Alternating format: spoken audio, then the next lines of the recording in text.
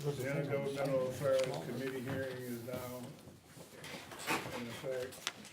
Madam Clerk, would you please call the roll? Yes, sir. Alderman Rhodey, Present. Alderman Vollmer, Present. Alderwoman Ingracia, Present. Alderwoman Tyus, Alderman Bosley, Alderwoman Boyd, Present. Chairman Moore. Present. 5 present, we have a quorum. We have before us board bill number 31, but we want to talk about the committee sub. Who produced the committee sub? Ogilvie? I think the committee sub was an effort that happened between Mr. Sweeney and SLDC and Linda Martinez of the mayor's office. The actual drafting was done by, oh yeah, and the city council, yes. It's They done did the between committee sub? Mr. Sweeney and the city council. Mr. Sweeney, you did the committee sub? As I drafted it in the proper Could you form. sit at the table and explain what the committee sub is? Yes, so I drafted it in proper form. Okay. We took the notes for the last meeting. Sent it to the city councilor's office, came back with his and their terms, which are highlighted. This isn't the committee sub. Is there a committee sub? This is- Okay, yeah. so anyway, I don't need to see it. So the changes are highlighted, the deletions are struck. There are 3 changes which we're gonna discuss, minor changes that are different than what came from the city council, as I told you, that we're gonna discuss and bring up, so,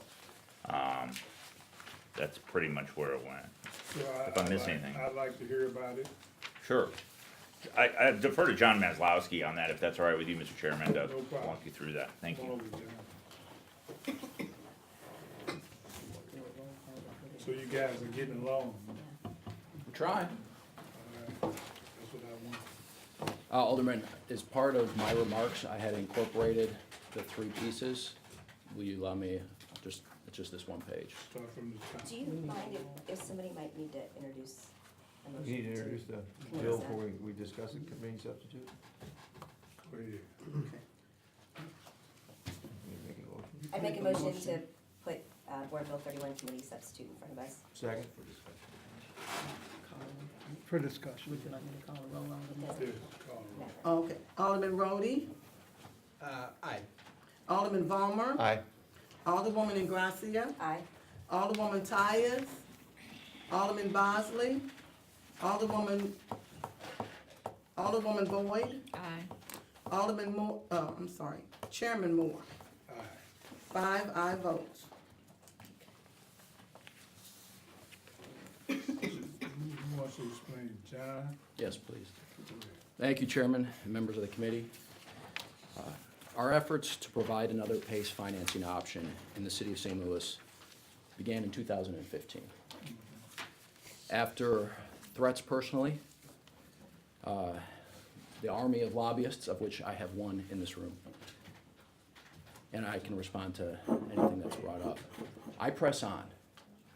And I press on because what we're talking about here is making the community more energy efficient. That's what we're talking about today.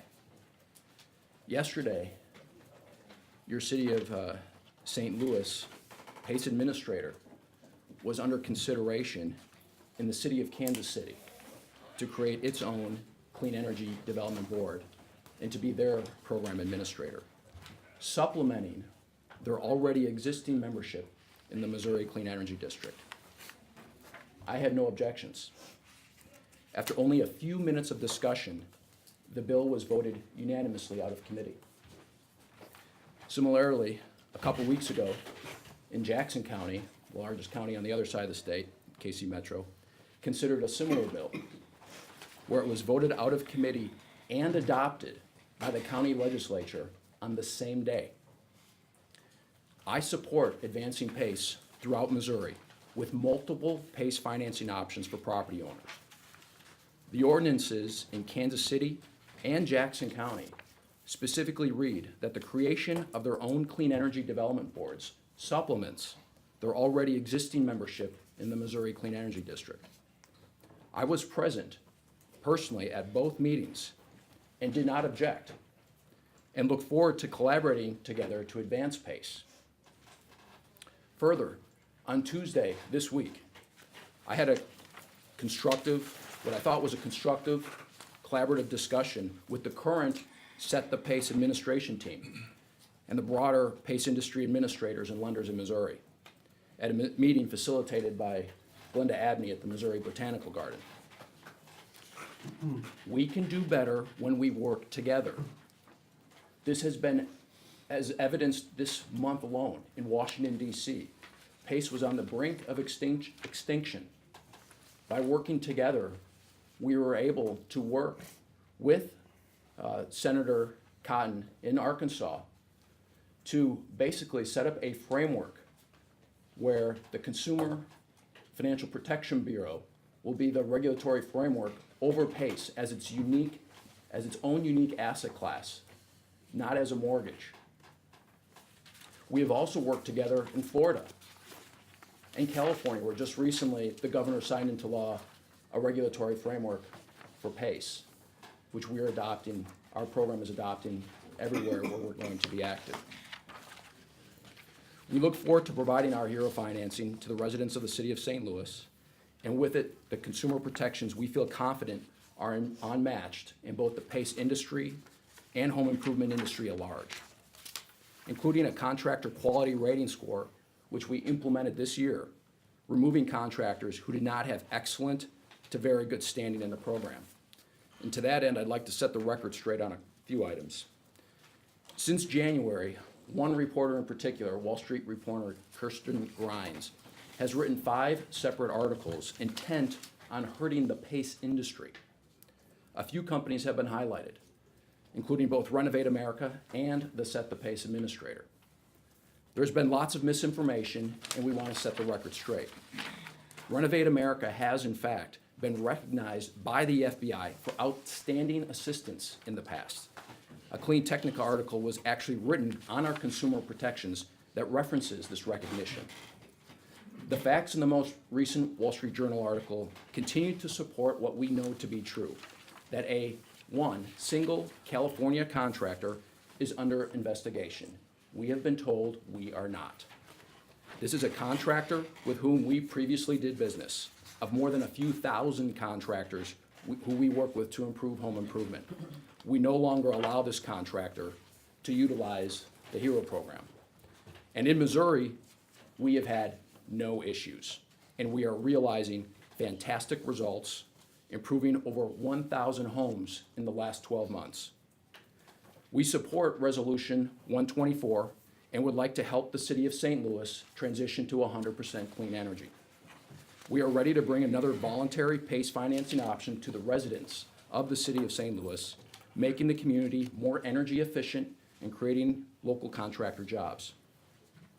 We are excited to collaborate with SLDC going forward to help the city of St. Louis achieve its economic development and job creation goals and improve the quality of life for everyone who lives in, works in, and visits the city of St. Louis. We had a good meeting a few weeks ago with Otis Williams in the mayor's office, where Otis stated in the past he wanted to set the PACE program to get going, both on the commercial and residential side. Otis who? Otis Williams? I thought you said John. But who is it? Sorry. He wanted both the commercial and the residential Set the PACE program to get going. They are now both operational, and the city is ready for options. When Alderman Rhodey asked Otis in this IGA committee meeting early last November when competition would be appropriate, Otis said 12 months. It's been more than 12 months since that last meeting. Accordingly, we would like your support to provide more than just one PACE option for the residents of your community. Your residents will benefit, magnifying results of clean energy improvements throughout the community. We continue realizing great results statewide and in the St. Louis metro area, bringing the benefits of PACE to all member communities. It's just a summary of statewide and St. Louis metro area results.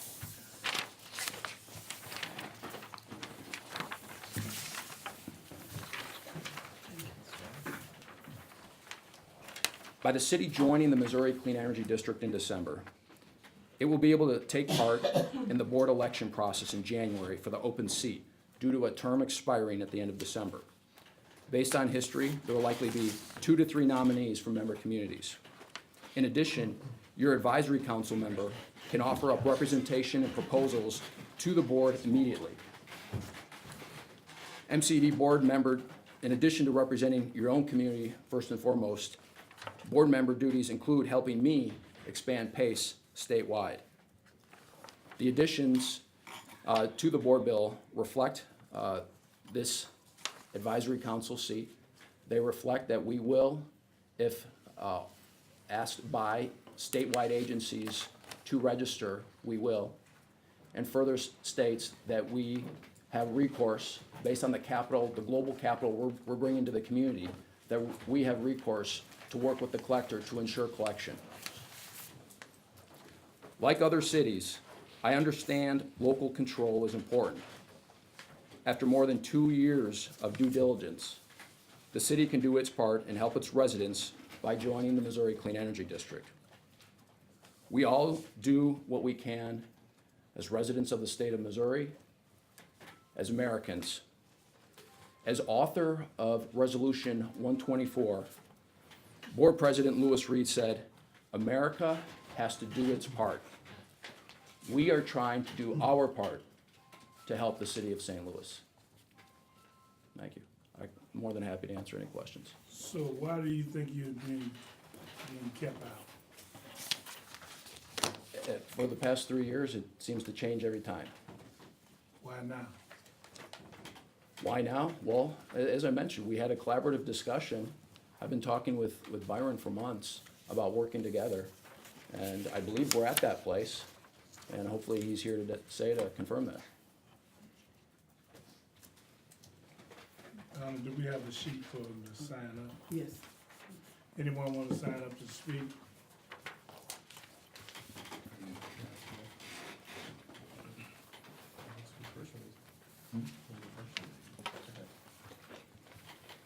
So, Carol, I'd like to hear you. Well, so, you know, Scott, because I've been really tied up with stuff, has been really good about taking the lead on talking to everybody, working with it. So technical stuff, I'm gonna refer to Scott. My thing on this is, and we talked about this before, nothing was going on residentially until this group came in and said, we wanna also do something, and we pointed out nothing was going on. And then all of a sudden they said, well, we're gonna start working there. They're only doing commercial. My thing on this is, I will be supporting not only this group coming on, but any PACE group that wants to come on, because I believe competition is great. And the question you ask about why would the other guys not want you there? If I'm the only one able to do something anywhere, I don't care if I have the only auto repair shop that's allowed in the city of St. Louis, and no one else is allowed to have one. Of course, I would bring in a whole group of lobbyists, and now the Kelly Group's involved, and, you know, because why would you spend the type of money it takes to hire all these lobbyists? Now, you got one over here and a group over there, if it wasn't important for you to keep that, you know, that you're the only one able to do that program. And this is just about competition. And for my part, I will be supporting every group that comes along that wants to compete. I think competition makes things better. I wish we were the only car wash in the city. You know, it would have been great, where nobody else could put a car wash in the city except us. You know, but competition makes things better. Competition, even in the car wash business, we updated equipment when we didn't feel it needed updating, because the other car washes were updating their equipment. So you find that competition helps you to even be better, you know, and look at the charter schools that are around now. The fight that we're for the charter schools, and the charter schools have just gotten better, and what's out there's gotten better. And then the public schools have gotten better because of it. In my neighborhood, Mellencroft School has stepped up their game. They're actually a blue ribbon school. It's a public school. Competition. When you only have one, whether it's public school, where you only have one option, that's a problem. Where I'm at on it is, I'm for competition. And the more the better. And I hope from this point that another 10 companies come into the city and that we have even more competition. So that's where I'm at on it. I just believe competition, and again, we'll go back to the meeting last year, when we were talking about they hadn't done one residential thing, and then all of a sudden, they said we're gonna start. I don't know how many they've done, but I guarantee if there's competition, you'll see more services going out to people throughout the neighborhoods. So that's where I'm at. And the technical stuff, I wanna refer to Scott, cause he went to all the meetings and he's much smarter Before I than go me. to Scott, I want to know if any of the committee members have questions for John. Start with you, Alderman. Did you, I've been reading a little bit, I haven't really followed it that closely, but has the federal government stepped in to begin regulating this yet? It's began the process in the Senate, yes. Okay, And but so you don't have any final? it's not final yet. I think at the federal level, they're still trying to figure out what's gonna happen with the Consumer Financial Protection Bureau. But with Obviously, Senator because- Cotton, yeah. Senator Cotton agreed to look at PACE not as a mortgage, but as its own unique asset class, and that will ideally be regulated at a federal level by the Consumer Financial Yeah, Protection well, Bureau. my big concern was, you know, you have, appliance salesmen acting like mortgage originators. But you think that you're anticipating that there'll be a federal of course, that's if Yes, and, we're even gonna have an agency, Right. depending on who wins the fight. Okay. yeah, and we're supporting that. Okay, can I comment on that just a little bit? The company that's in place right now is already doing that. So I mean, there's no difference in the company coming in than the one that we already have. They're still doing the same thing where the, Oh, yeah, they're- Alderman, what the issue is, see, during the mortgage crisis, what happened is you had a lot of unregulated Right, no, lending. I understand that. And there is no national regulation on this right now, which means that we got this kind of patchwork of local regulation, which, I don't particularly think the city are, but there's a program, there's already a program the city's doing. That's the only thing I'm getting at, is that it's not under any federal regulations either.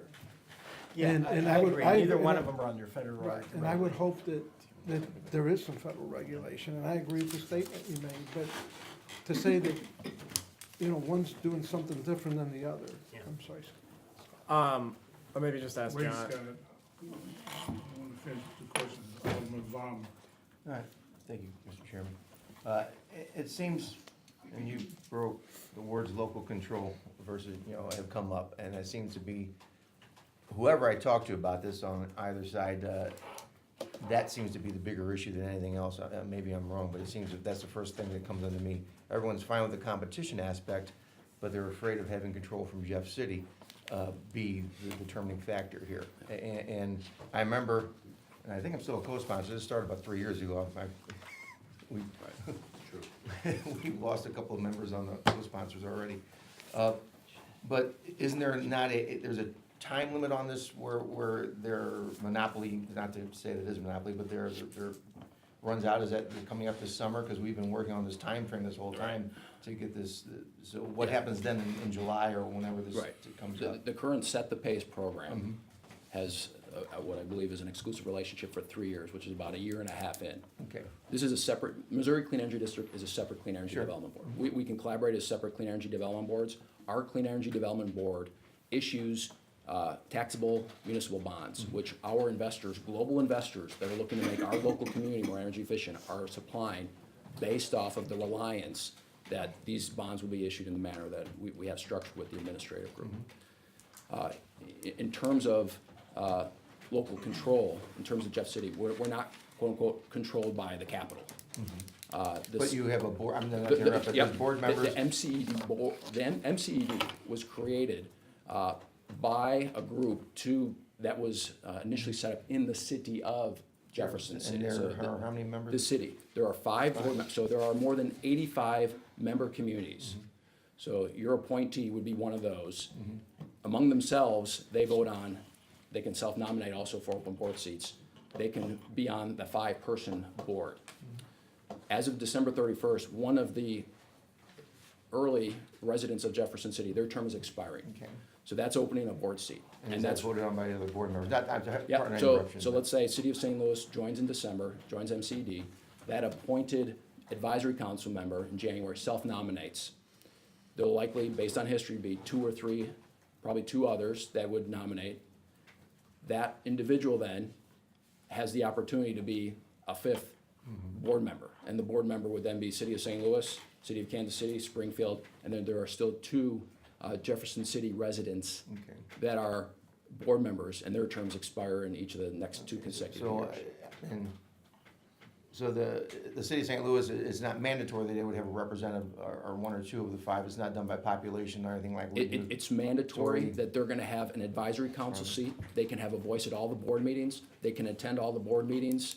Historically, there were probably 10 people that attend the board meetings. They're gonna have a voice. And really, when I look at the board for the Missouri Clean Energy District, not only are those individuals obviously supporting their own member community, but they're supporting the statewide district. And I look to the 5 board members all the time to help me advance pace throughout Missouri. So I'm gonna be leaning on, if your advisory council member gets elected on the board, I'm gonna be leaning on that individual, not only to help in the city of St. Louis, but statewide. Okay, so you say there's actually, somebody mentioned this thing was up in July, it's exclusively. So I think it's July of next year. Next year, 19 or 18? Not 19, right, 19? Byron? I thought it was 18. I thought it was 18. My understanding Because was. we started this process in 2015. And but what I'm wondering, because if this would pass, if it's signed in, we're looking at maybe only a 5-6 month. But it's not. It's not 19, Joe. 19? Okay, all right. So I'm just trying to get the time frame straight on what we're actually doing here, because it's been going on for so long. Again, I'm not opposed to competition. Competition is, makes everyone do something better than they used to. So but the local control seems to be an issue with everyone. I don't think anyone's worried about that. And there have been no issues of underrepresentation. And I'm guessing, and I think Scott will get into this later, because most of these changes on the committee substitute have to be doing with lawsuits and financial, it seems everything I'm reading about is liability. I'm guessing you're gonna jump into that. Yeah, but I might ask the committee, My- when we start asking more questions, that Pam Boyd go after you. Sure. Along with- Yeah, that's not she has fine for right now. somebody Thank go. you. Are you finished, Alderman Boyd? Yes, I am. Thank you, sir. Pam, Uh, Alderwoman Boyd. thanks, Alderwoman Moore. The question that I'm having, and I have some concerns, because it was brought to the people in my community and they weren't comfortable with it, because most of the people in my community that are homeowners are seniors. And so they're already in a financial crunch, and I think I had brought that up to you all in beginning about that. Absolutely. And so that's why I'm really not for that piece. And then the second part is, at first you all didn't have anybody from the city on the board, and now all of a sudden you're saying, oh, okay, we're gonna get people on the board. But how will that person be picked, or how will you go after this person? Yeah, absolutely. So how will we know who this person is and what role they'll play? Absolutely. So section 3 of the ordinance spells out how that process works to appoint that board member. The reason the city doesn't have a board member or even an advisory council member is they're not yet a member of the district. And in terms of seniors, are the seniors in your neighborhood just concerned with PACE in general? No, they're concerned of finances. Okay, so whether it's my program or the existing program, they're just concerned with. Any program that's gonna impact them, where they'll have to pay more money at the end, they're strapped as it is. Right, well, and part of the benefit of PACE, whether it's the existing program or our program, is there is no upfront capital expenditure. So if it's the middle of the winter and that furnace goes, there's an opportunity for that senior to be able to finance a furnace to heat their home and make their life comfortable, and finance that up to the useful life of that particular furnace. Okay, and I guess my thing is, because now you have credit unions, banks that are being fined because of, as Alderman Rhodey said, the mortgage situation. And so they have to give back to our strapped communities. And so they're giving grants, forgivable loans, and so now you're telling us that you want us to support something for them to go into debt again. No, not everybody can qualify for this. And part of the California regulation actually is an ability to pay an income standard. So that's gonna be part of the national framework. We And actually. I think that's why they Yeah. not doing, because they know they Yeah. wouldn't qualify. Well, to and be able we to get actually that. reject 1 out of 3 applications because we don't want people to get in over their head. Okay, and so that's why I don't think I can support it because it won't help my community. Well, there's underwriting that's in place to prevent that, but there Right. may be members in your community that would benefit from this, that would be able to qualify, that would be able to heat their home in the winter. Okay, but that's all I have. Alderwoman Awesome. Gracia. Thank you, Mr. Chairman. You mentioned that you've been working with SLDC, the mayor's office, and the city councilor's office. Do you have any letters of support or endorsement? I never asked for that. Oh, I don't know. You have to get permission to. Go ahead. The mayor's position is that she supports. Tell us your name. I'm Linda Martinez, I'm with the mayor's office, and the mayor's position is that she supports the city of St. Louis residents having multiple options for PACE financing. That answers your question. It does. That all you have? That's all I have. Wow. You're sitting in Sharon's seat. Alderman Bowser. So just like I kind of expressed, I think the first time we all spoke about it is the representation part. That's, I think, Alderman Vollmer said that's everybody's issue with I think with the bill itself.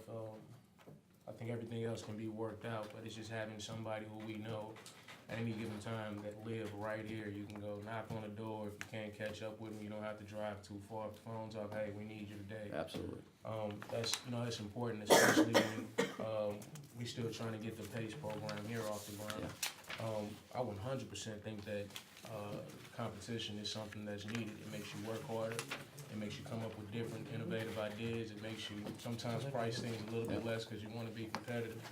But the representation part, I think, is what also makes companies strive harder to be better at the same time. Absolutely. And you can create more relationships locally, and know what type of people that you also are doing business with. Absolutely, and you're gonna have that representation. That advisory council member will be able to go to all the board meetings. They will be the person calling me. I get calls all the time from advisory council members saying, we need you in the community for this event, or we need you to describe it to this new set of stakeholders.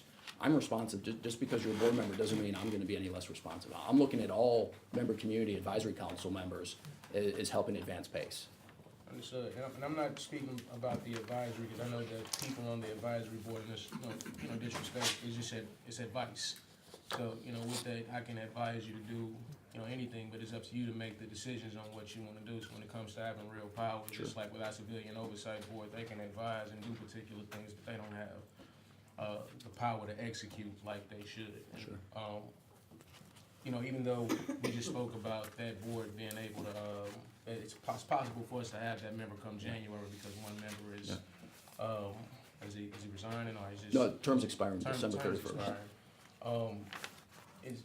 Is there any possible way for us to guarantee that we have a member on that No. board? There's no way that we No, can? in Alderman, this really goes back to how the district is structured. Our administrative agreement, Renovate America, with the Missouri Clean Energy District, being able to show our global investors that we're bringing to the table that this is the process, this is how it works. That they want to make sure that there's a custom uniform process. Understood. Yeah, that's, that was just kind of what I wanted to hear more about. Once again, I do think it would be great to have more than one provider.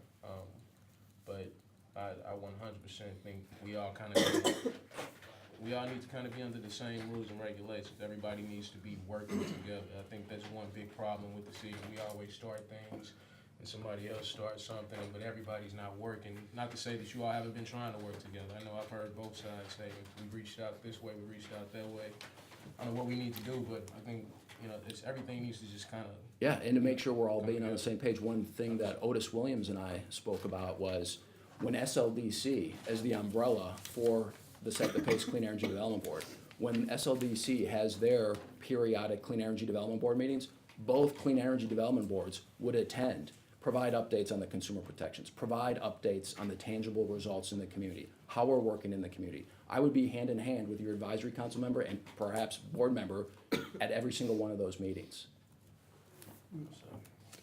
Sam, I was just, can I answer part of that too?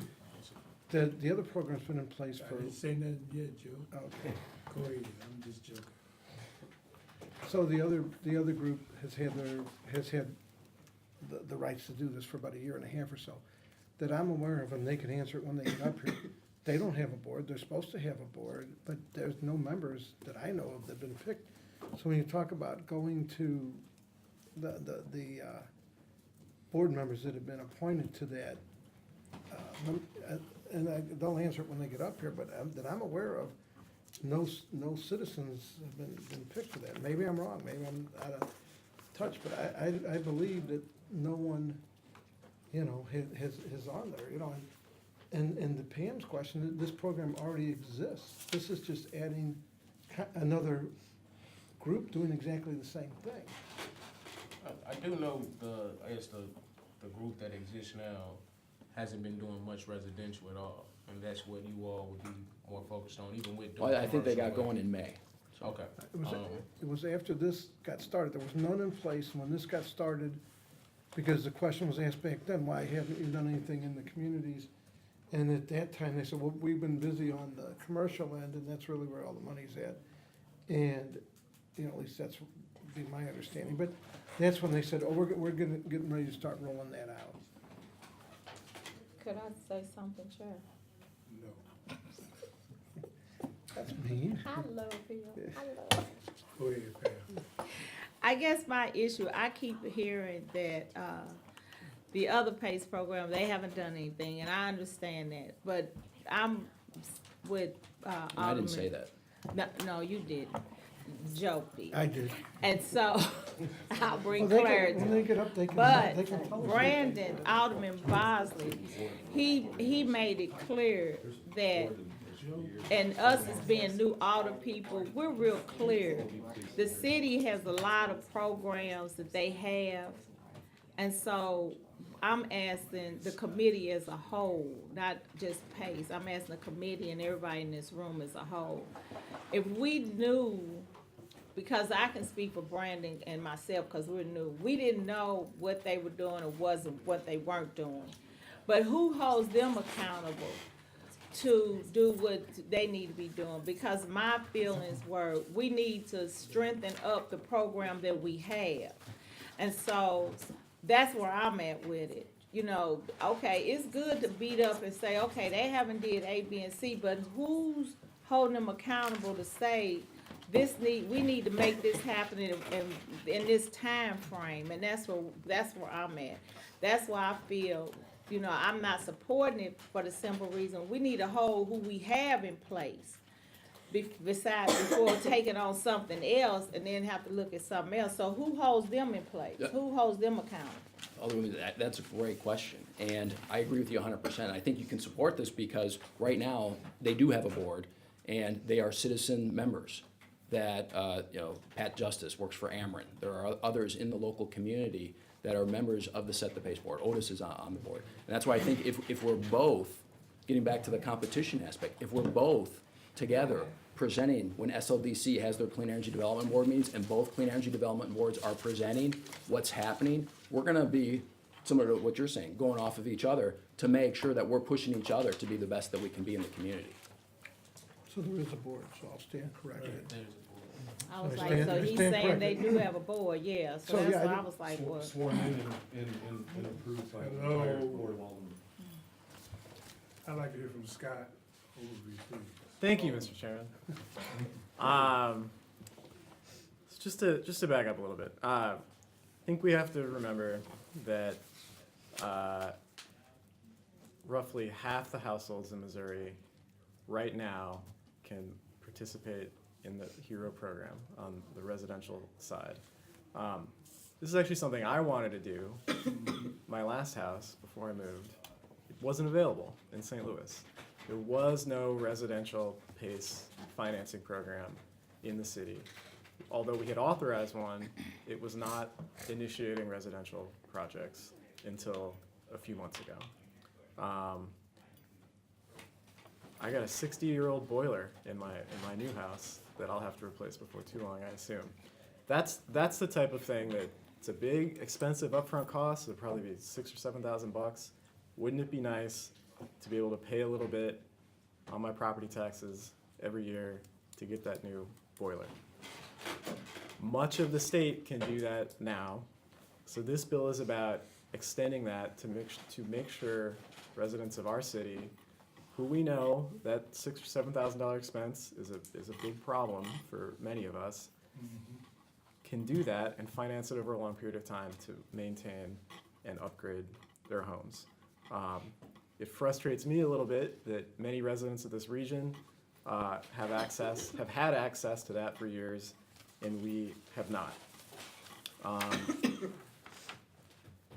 HERO program is working today, has already been doing residential projects within the St. Louis region, and can step in and extend the same service to the city of St. Louis if we authorize this. We have to remember that's a voluntary program. Nobody has to participate in that. It's another option that allows people, another option that's not a grant that they may not qualify for, to finance improvements to their homes. And if they end up selling their home, the payments go to the new buyer. So if you have a large expense, $6,000, $7,000, $8,000, you're not paying up front. If you then move a couple years from now, the new buyer is going to take over the rest of those payments, if I'm not. They may Right. be able to transfer. Right. So, Under both programs, so, right? yes. Right. So that's my, I think this issue with the board, I struggle to see how relevant that issue is personally. There's a member from Kansas City, there's a member from Springfield. We can work towards having a member on that 5-member board, but there's 88 municipalities out there right now who are participating on that 5-member board. They're not all gonna have a board member. We can probably get a board member in the future to have one of 5. There are 5 already, but it's 88 participants, right? Yes. So we're not all gonna have our own board member, is what I'm saying. And I wonder how, we can all have somebody on the advisory board. So I'm wondering how crucial that question actually is. So the changes within this committee substitute, which we've gone back and forth between SLDC, between the mayor's office, and between the city councilor's office to get everybody comfortable with the language. There's been a back and forth that's happened over months at this point. To my knowledge, the changes that SLDC wanted, the changes that the city councilor's office wanted, have now been incorporated and In the committee sub? in the committee sub, and they have agreed that these changes are. And HERO, you guys accept that? Right, with section 6C, 6D, and 6E, with the language that we specifically have in those particular sections. Those are the only 3 sections. We're okay with everything else. It was section 6C, 6D, and 6E. Yeah. And those are the language tweaks, the only language tweaks that we made. So what Alderman Vaccaro said, if we have 2 options, my sense is more residents will have access to one of these programs. There will be more contractors out there who are participating, who can do improvements to residents' homes. And if our goal is truly to make the city more energy efficient and to make it easier and more cost effective for people to stay in homes that they own, I think this is clearly one way to help residents do that. So that's why I'm in support. Okay, on the call for Alderwoman Gracia, you have any other question? You looking at me like you got something else to say. Do you wanna, I don't know if Alderman Rhodey has questions, did you want him to? Do you wanna go by seniority, or? You was looking at me so hard. We just, Alderman Rhodey. very dashing. I got a question. Are we going to have other speakers and then will we have an opportunity to? Yeah, we'll have- I got a bunch of questions, but I was gonna wait, see, You wanna hear the other speakers? well, I was just gonna see if some of them might get answered in due time, due course or Well, let me whatever. ask the rest of the committee. Well, yeah, Alderman Vaughn, whatever do you your have any preference. questions? No, I agree with my senior partner here, the caucus of Joe. Well, I'd like to hear what all the people have to say. We like voting as a block. Okay, We gotta We're protect the gonna do interest that, of the we're not gonna Joes. ask the committee for any questions for Alderman Ogilvie, we're gonna put some people in the hot seat. I do have a question for Alderman Rhodey. So pro is David Sweeney. If needed, I'll waive my time. I think Mr. Mislowski's covered I wanna everything. hear from you now. Oh, I will do that, Alderman, Mr. Chairman. And that's signed in.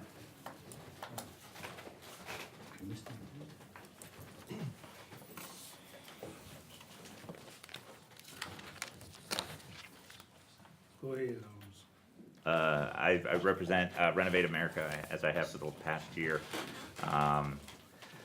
We've revised the bill. Mr. Maslowski's kind of covered the trials and tribulations of this. I appreciate everyone's time for meeting again and again on this. And I'm here if you have any other questions, Mr. Chairman and members of the committee. Alderman Brody, you have any questions? I'll save them until we're all done with the speakers, if that's okay, Mr. Chairman. Okay, you wanna Because- hold, Yeah, David, not is that all sure you which got to way say? That's it, Alderman. Anyone have questions we'd like to ask? No, let's let the parade go on.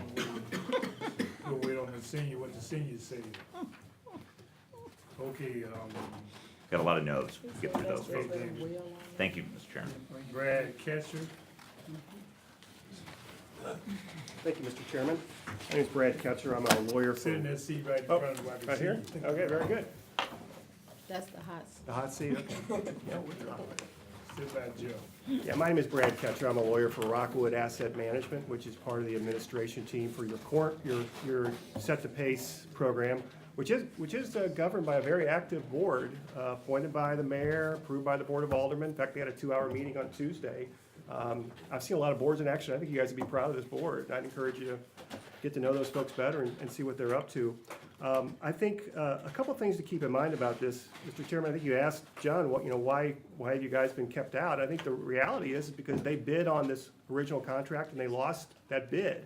And what this bill represents is really, an attempt to kind of go around the procurement process, which I think is something I'd encourage you all to be cautious about just generally. I think that's not probably the way you typically do business, and you ought to be cautious about that. I think the other thing to keep in mind here is that there are really kind of two issues. There's the issue about adding another vendor so that residents might have some choice versus opting into a Jefferson City district. I think you got to sort of separate those two issues. I expect there is probably a way that the vendor, which is Renovate, which is John's client, could probably be accommodated under the existing umbrella of your board, assuming you work through some administrative issues. I think that's much different than opting into a Jefferson City board. The other things I'd like to draw attention to as a lawyer, and I'll try to do this, I think, hopefully fairly objectively, is just point out some problems, I think, from a legal perspective with the substitute. Folks have already raised some of these issues, but with this advisory council, you get 1/81st of a vote on that board. They don't subscribe to the one person, one vote rule of where population matters, which on most things it does. It's, you guys are in the same boat as, some municipality, out in Grundy County, Missouri. So I encourage you to be cautious about that as any kind of a safety valve for local representation. John mentioned this Section 6, which is the language they added, and I would encourage you to really look at this very closely, because, this is put forward as protecting the city from liability in a lot of these sections. Section 6 particularly talks about how the city won't be liable to any person for any claim, et cetera. It then goes on in Section 6A that the Missouri Clean Energy District is releasing you and forever discharging you and defending you and indemnifying you. And then in Section 6 B, it talks about how they're gonna provide a covenant not to sue. But a couple of things I think you need to keep in mind about that. Number one, I mean, it would be nice if the city could just declare unilaterally, hey, we don't have any liability, which is sort of what's happening in this section 6. But that's sort of a false promise. That's not, if we could all say, hey, we're not liable for anything, we'd all do it all the time and never have any problems. But, I mean, there's language there, but it just doesn't do what you want it to do, or what you would hope it would do. In 6A and 6B, they say that you guys, we're never gonna touch you guys, but then if you look at 6E, they basically say, notwithstanding what we just told you in A and B, we can basically sue you for anything related to the PACE program, which is what they're in the business, that's what they do, they're in the business of the PACE program. And I would point out, and I'd encourage you, Dr. John, about this, is this board has just sued Clay County over on the western side of the state. Clay County is kind of a collar county to Kansas City, a lot like St. Charles or Jeffco would be over here. The county collector over there wanted them to enter into a collection agreement to kind of govern how they were gonna file their paperwork with the collector and kind of work with the collector. And they didn't do that for whatever reason, and they ended up suing the collector. That case, that they did initially win that case, but that case, the collector is now on appeal. I mean, the collectors had to go spend a month. Order. I can't hear you, John. Thank you. Okay. Go ahead. Yeah, so they have sued another of these government entities, notwithstanding probably language pretty similar to this. And I think you gotta be very cautious about the promises made here, particularly given the track record. Some other things, unlike your program here, your own board, there's no accommodation for minority business enterprises or women business enterprises to participate. You have that with your local program. And kind of going back to this board again, this Jefferson City Board, they do, maybe there are some seats opening up, but if you look at their minutes, they kind of have a history of trying to limit metropolitan control of their board. There's one reference to their minutes where they basically say, look, as we start adding communities, we're gonna risk metropolitan domination. That's the phrase their board members used. And they say, we need to come up with a way to prevent that. I expect their advisory board is the way they came up to kind of to avoid metropolitan domination of their board, which is what they were concerned about. So again, I would encourage you to stay focused on that local control issue. So those are a few highlights from the substitute. Be happy to answer any questions that you might have about either legal or policy issues around that. I know Alderman Vollmer and Rhodey don't want to ask questions of each individual, but I'd like to know any other committee members would like to ask questions. I have to leave, can I Do you have something you want to ask? Go ahead. I don't have anything to ask, no, sir. What about you, Alderman Bosley? I'd like to know more about why they suing another city. Well, it's a full-blown litigation. They've got Brian Cave representing them, and they're taking it, they're pushing hard on that little county over there. You might ask John, he's the one, Thank you, Brad, for bringing that up. That's actually very helpful Why context. don't you stay there, John? Okay. That's actually very helpful context, why we did actually add 6E. So for over 18 months, we've been working with the Clay County collector and to understand her needs. From a collector perspective, it's a ministerial function for this particular. You provide parcel ID, annual assessment amount by a certain date to be an incremental line item on the annual property tax bill. We sent the annual file in August because there were assessments that were to be placed on the annual property tax file. Clay County collector said, yep, no problem, got it, I'll collect. The deadline that collectors around the state, and I've been working very closely with the Missouri County Collectors Association for over 18 years, almost 2 years, or over 18 months, almost 2 years. And they've said September 1st is our deadline. We need that Excel file with parcel ID, annual assessment amounts, so we can efficiently place it on the annual tax file for those voluntary property owners. 5 p.m. on September 1st, Lydia McAvoy, the Clay County collector, reaches out to us and says, you know what? I'm not gonna collect. Even though state law, the Missouri PACE Act of 2010 says that the collector shall collect. Pretty clear. 5 p.m. she says, I'm not gonna collect, and the only way I'm gonna do so is if a judge orders me to do so. What do you do at that point? We've been trying to work collaboratively for over 18 months. Collector tells us Monday of that week, of the due date, I've got everything I need, and then 5 p.m. on September 1st, I'm not gonna collect. But if the judge orders me to do so, yeah, I'll collect then. So What's their basically, reasoning for it? Thank you, Alderman. So we had to file this writ of mandamus, and the judge, we presented to Clay County Circuit Court judge, and she presented her argument, and I can certainly provide you a copy of what the writ says, because basically the writ pretty came back straightforward saying, this is a ministerial function, you have a duty to collect. So she had a lot of different arguments that various collectors have been trying to say, this is new. They don't like the fact that the public policy behind PACE is that they're collecting for an assessment on private property. Even though from the public good in terms of being able to make the community more energy efficient, putting local contractors to work, creating jobs, reducing emissions in the community.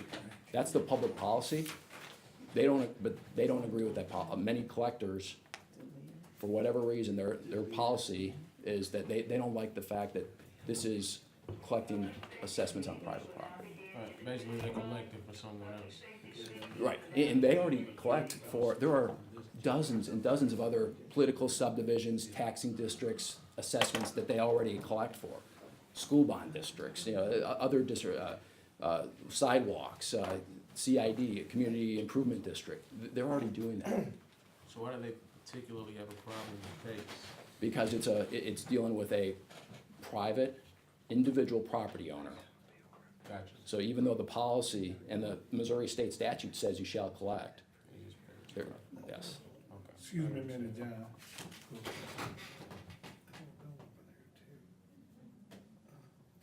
Terry, see if you put my truck back on this, I'll come back. If not, I have Scott sit in for me here. Okay. Yeah, in respects to that, but I can understand that though.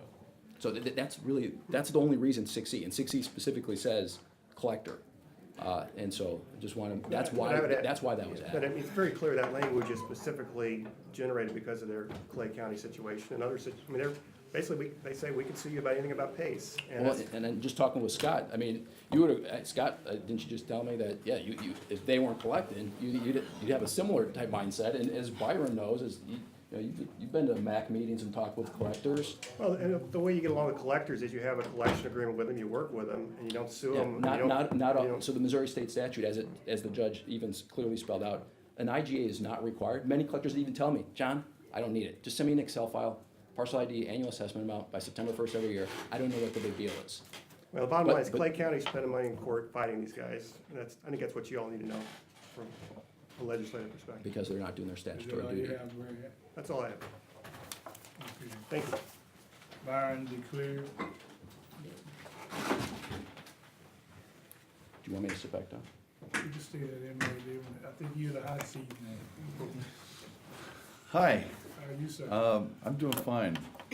My name is Byron DeLear, and I'm the Set the Pace St. Louis Program Administrator. So I'm actually the Program Administrator for the city's program, and How I long just, have you had that position? since its inception, How long is that? since 2013. Okay. And leading into 2013, we were engaged in an RFP process to help design an innovative financing program for clean energy in the city of St. Louis.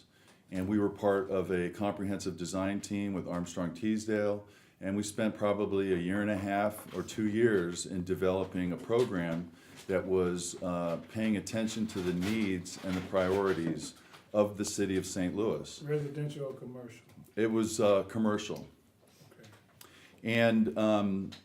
And that goes back to nationally, there was some regulatory pushback on residential programs initially. FHFA, which is a national regulatory agency, put the kibosh on residential PACE, and so that's why residential PACE financing started out in fits and starts. So, and one thing I just want to make absolutely clear to the members of the committee here is there's just been some misinformation with regard to the success of Set the Pace St. Louis. Set the Pace St. Louis is nationally recognized, and it is either the #1 or #2 commercial PACE financing program in the entire nation. I mean, we have really put Set the Pace St. Louis on the clean energy financing map because of our success in commercial PACE. For example, in September, we closed the 4th largest commercial PACE project in the nation's history that's creating 1,200 jobs. It's creating 170 permanent jobs in the hospitality sector. This is the Missouri Theater Project that has the Angad Arts Hotel. It is abiding by Executive Order 28 in terms of minority inclusion and participation. It's using all labor contractors. We will reduce 66,000 metric tons of carbon pollution over the term of the financing. And it's just an amazing gemstone project. So to suggest that the program has not been operating effectively or with success is just absolutely, completely 180 degrees from the truth. Commercial success, what? Commercial, prevents yes. you from doing residential? And so we have taken a very lengthy process and being attentive to consumer protections because there have been problems with residential PACE financing. And Problems where? well, like for example, there have been, and you know, John, you know, you've been dealing with this directly. There's been a series of articles in the Wall Street Journal that talk about residential PACE financing as potentially threatening homeowners because homeowners can get involved in residential PACE contracts and not have an ability to pay. Is that so? It's not with our program. It's But you not don't with have our, residential we do have residential. now. Yes, we launched residential in May of this year, at the end of May. But, you know, one of the things that I think is critical to understand, and Alderman Bosley, you said that, you know, we all need to be working under the same rules and regulations. And one of the things that we absolutely take as a priority is the inclusion and minority participation in our program. Right now, our company, Y Green Energy Fund, is participating in the Mayor's Skill Up pre-apprenticeship training workshops. And so we're helping raise up minority and women contractors so that they can develop lasting careers in the clean energy industry. We recently were the recipient of MoCan's Community Partner Award at their awards dinner. And why is this important? Because it has to do with local control. Our board is appointed by the mayor's office. And so every board member is a city resident and is appointed by the mayor's office. And we all know the long history of St. Louis attempting to preserve local control. I mean, this is a critical issue where you have outside forces that are attempting to control municipal services. And Many that's, members on that board, there's 5 members on that board. and do you know their names? Yes, I do. Pat Justice, Sid Coltoon, he's with Laclede. Pat Justice is the chair, he's with Ameren. Emily Andrews is with the United States Green Building Council. She's the executive director, and she helps spearhead the recognized benchmarking ordinance in the city of St. Louis. Emily Andrews and Shelby Watson is on the board, and Otis Williams. And I would make the argument that our board is the best in class clean energy development board in the entire state. And you can just look at the minutes of the records, and you know, Brad kind of echoed this. We just had a board meeting the other day, and they're very engaged. This is not a rubber stamp situation. But getting back to the fact that these programs do not operate in a vacuum, we engage with Darlene Green's office and collaborate with her on the Green Help Project. We engage with the collector's office in the city of St. Louis, the assessor's office in the city of St. Louis. I just had a meeting yesterday in the mayor's office with the sustainability director because our program is a part of the mayor's sustainability plan. And most importantly, we actually have a contractual obligation to develop apprenticeship programs for minority and women contractors because that is a critical priority for the city of St. Louis. So echoing Alderman Bosley's comment about we all need to operate under the same rules and regulations, it has been determined that in the city of St. Louis, we need to raise up our minority contractors and women contractors and give them the opportunity to take part in those economic opportunities.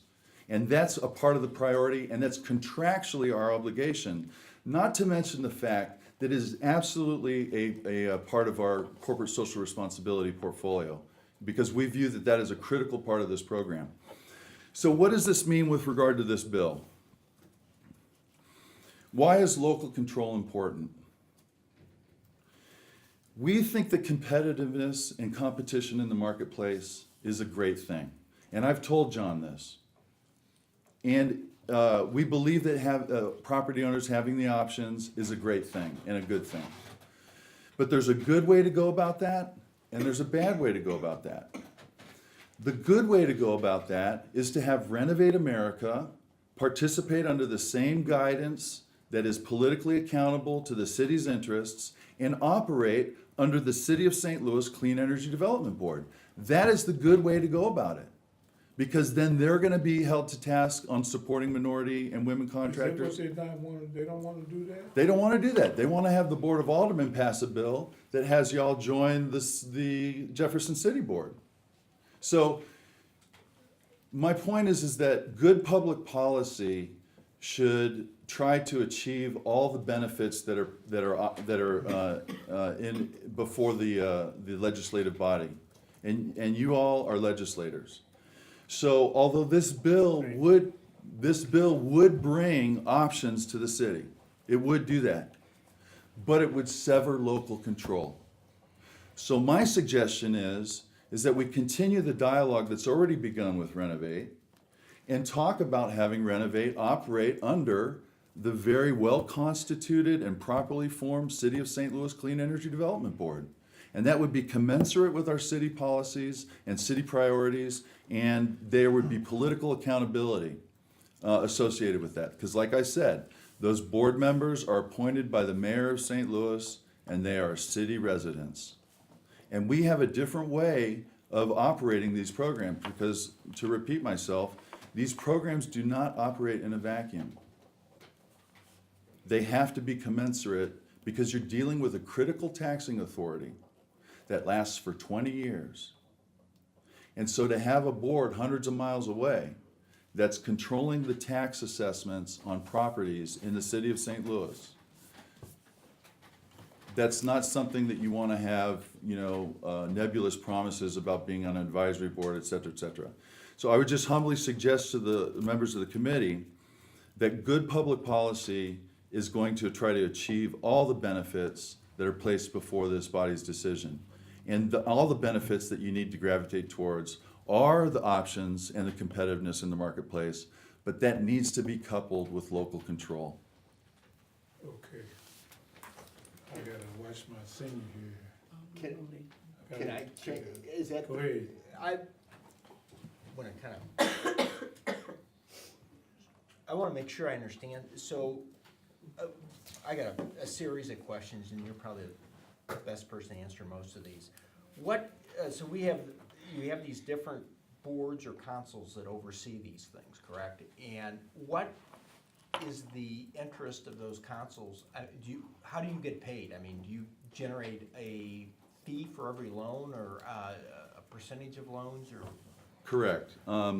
So in the actual ordinance for the city of St. Louis that the Board of Aldermen passed to create the Clean Energy Development Board, it stipulates, and in the RFP process, in the procurement of becoming the program administrator, that no debt will accrue to either the board or the city of St. Louis. So we are paid on a percentage basis of the projects that we complete for the program. And that actually is something that's baked into the statewide the actual enabling So statute the as well. amount, so that's the pool of money that we have to cover our regulatory expenses then, is that correct? Yes, we have gone to inordinate lengths to. How does your fee compare to the statewide fee? Or So. to the other, I'm sorry, the statewide association or whatever it is. So Y Green Energy Fund's fee on residential is slightly less than Renovate America's interest rate on residential, but they're commensurate. Interest rate or origination fee. So I'm talking about for the board, the regulatory board, what is yours versus theirs? Well, our administration fee on the commercial side, for example, is one of the We're talking about residential here, right? Yeah. So let's kind of avoid, we're trying to figure out how to create competition. So you remember how it was described that there was a RFP process and a procurement process, and Renovate America, along with MoSed, was one of the teams that Right. applied for that process. Right. So in that process, we had the lowest fees out of 6 teams that applied. So I can't speak to the exact numbers, but I can get that information to you offline. But we Well, I had the mean, lowest, Is it like a set percentage of the loan value, or? yeah, the interest rates range. So now, are you work for the board, or do you work? I work for Y Green Energy Fund and Energy Equity Funding. Energy Equity Funding was the, I'm sorry, I thought they said you were the, I am the program administrator, third-party program administrator for Set the Pace St. Louis. Which so is, our oversight board does not have any they have no revenue or anything then? no. We do give a cost recovery to certain staffing functions that the board provides in putting their authorization on each assessment, and that's about $100 an assessment. So when you have a board member staff that actually executes the assessment, so it becomes attached to the property, we pay $100 per assessment. Okay, how do we go ahead, how does the city go ahead and monitor, how are we monitoring for compliance and quality control and participation rates in, for minority contractors? And, I mean, Yeah, I so presume there's some costs associated with all those things? there is absolutely a lot of cost associated with those things. For example, we spent more money on compliance and regulatory compliance on this recent commercial project than we made as administrators, because we absolutely think that, Well, but I mean, So- does the city have somebody who is our compliance officer? that yes, oversees that? yes, the Who's city, that? there's Jackie Harris, who's the attorney for SLDC, but even beyond that, Hush Blackwell Law Firm is the joint representative of the Clean Energy Development Board and the Program Administration Team. So they have a fiduciary responsibility to ensure compliance with all the appropriate statutes and regulations in the city. So Hush So Blackwell, what do we, and Hush do we have Blackwell like- is, This is getting more and more complicated all the time. Do we have like a table of organization and that we can actually see how the money flows? So Sure. we have, in essence, outsourced the compliance component to Hush. Is that what the city has done? on well, this? Hush Blackwell represents the Clean Energy Development Board. So they have a fiduciary responsibility to ensure compliance. Further, we have also third-party accounting firms. Why are we paying them to do that? The city is not paying them. Who's paying? Y Green Energy Fund and Rockwood Asset Management Well, how pays. can they be our fiduciary if you're paying them? This is a typical thing when you're dealing with a board that doesn't have a budget that can pay for legal fees. That's why a joint representation agreement is in place. So there is a document, a contract, where Hush Blackwell jointly represents the Clean Energy Development Board and the members of the administration team. So like I mentioned, they have a responsibility to represent the board in that engagement letter. Does the statewide, the Jefferson City program, do they have internal staff, or do they have external, or do they have a similar type of oversight, or?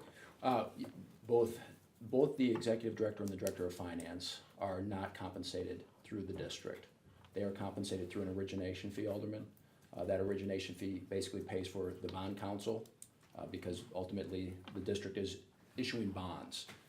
We wouldn't want the city, if we were under the Yeah, city, I we get wouldn't want the that. city issuing bonds for us. But I mean, The but city as is- far as your, I mean. Yeah, and they've got outside counsel, What, yeah. what I'm worried about is, okay, these things start exploding, and we wanna go ahead, and we wanna have somebody go out there and audit the origination paperwork and the contracting and all that type of stuff. And what you're saying is that Hush Blackwell is doing that? It's not just Hush Blackwell, we've just engaged with an independent, Scott Zajac is dealing with some compliance, maybe he could answer with more specificity. But there are multiple third-party firms that are If I may, protecting I'll be the very audit. Take a seat, sir, Thank you, Chairman. and yes, you may speak.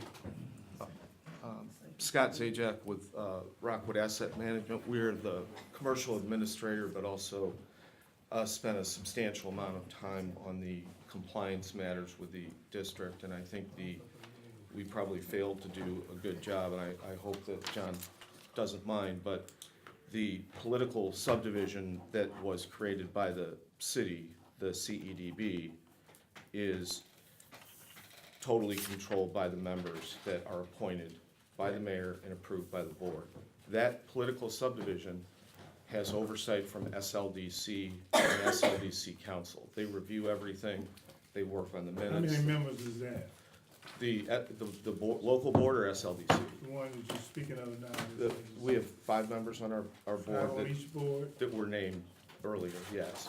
So the board has contracted with the administrators, and this is not dissimilar to other things, like when the city does a bond deal with Stiefel, that even though the legal counsel is required to represent the city or the board, they require the third party to pay that legal bill.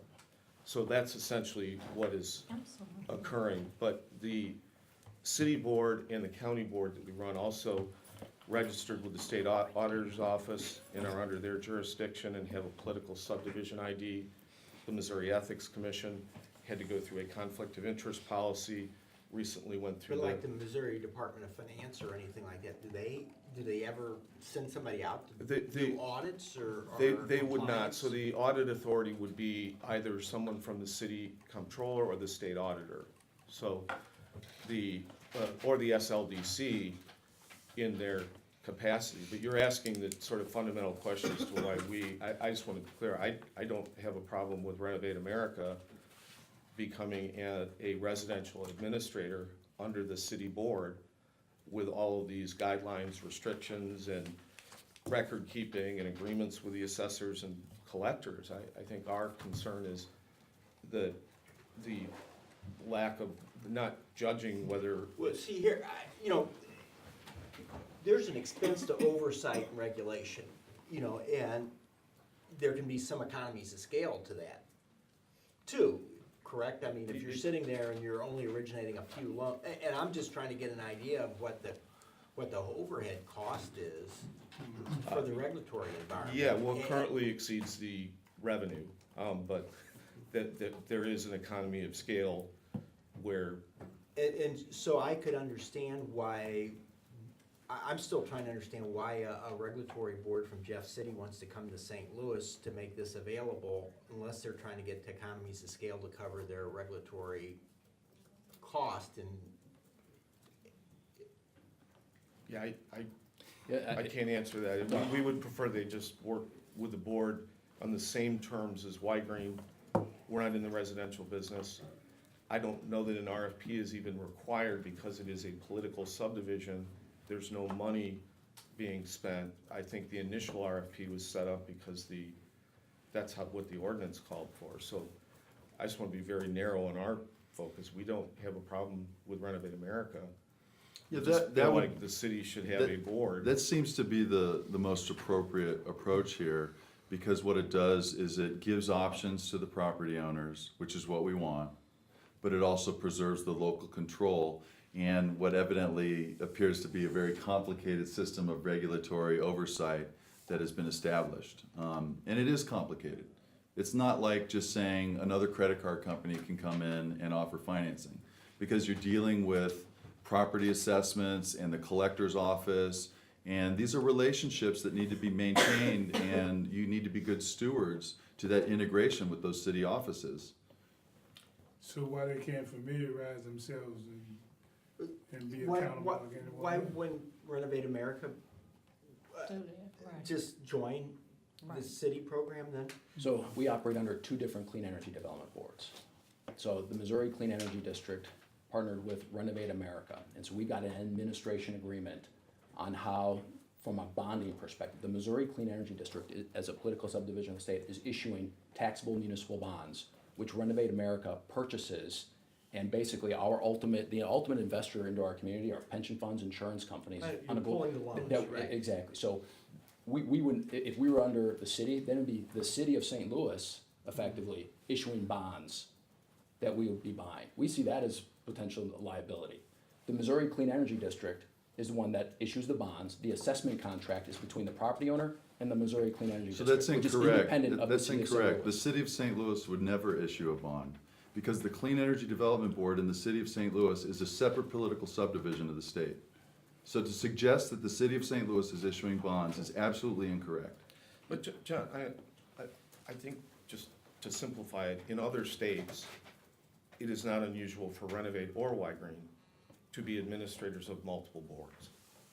In Missouri, Renovate is an administrator with a single board, and it's probably more efficient. I don't know the answers. I'm just saying, I think that the view of the city and Efficient so far the scale. county has been, that if you want to operate here, then, come into the board, but nobody has sent an invitation out to John No, I saying. thought the reason that they didn't join the board originally was that we provided some level of exclusivity through the RFP Correct, process. And I thought you were opposed to them I- joining I think it because is, of the upfront development the cost costs. recovery aspect, yes. I think it is unfair.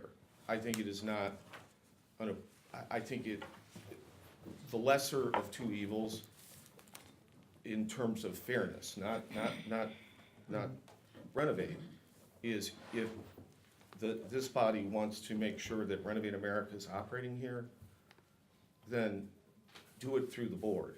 Yeah, It will not be fair because there will be no opportunity to recover the costs, and we're out, but we would prefer that than having our collector at odds or having a different set of, You saying that Standard. we shouldn't rule and let the board, the 5-member board rule? well, I thought that we were in the process of having the discussion of the 5-member board, going through the process of how they could bring Renovate in as an administrator, but not have to join this district that, by the way, the last time I checked, is not registered with the state auditor, is not registered with the Missouri Ethics Commission, or, You're saying most said's not. yeah, and they're saying, well, we'll do it if we're required to.